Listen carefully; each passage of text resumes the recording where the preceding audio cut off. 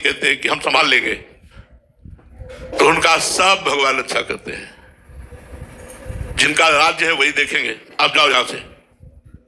ना तो ये कहा युद्ध करो, ना कोई, बस यही कहा कि जिनका राज्य है वही देखेंगे, वही भगवान देखेंगे, चलो जाओ आप। 4 घंटे के बाद सेवा की, प्रणाम किया ठाकुर जी को, बाहर निकले और कहा आक्रमणकारी कहां है? तो उन्होंने कहा कि उसके बाद कोई आक्रमण की आवाज नहीं आई, कोई सूचना नहीं आई, कोई बात नहीं आई, हम लोग तैनात खड़े हैं, हमारे पास तक कोई नहीं आया। उनका मेरा घोड़ा तैयार किया जाए, मैं अभी देखता हूं। तो घोड़ा गए तो पसीना से लथपथ था घोड़ा। अरे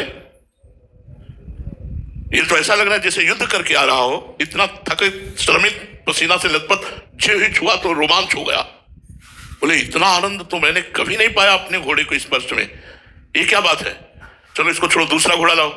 दूसरे घोड़े पे बैठे और जे गए तो सब सेना गिरी हुई पड़ी थी, चारों तरफ सब मूर्छित पड़े थे।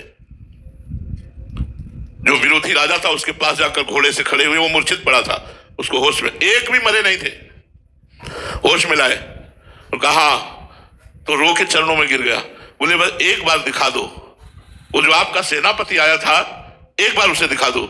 विरोध तो जिंदगी में करूंगा नहीं, बस एक बार देखना चाहता हूं आपके सेनापति को। तो मेरा सेनापति तो आया ही नहीं यहां तक।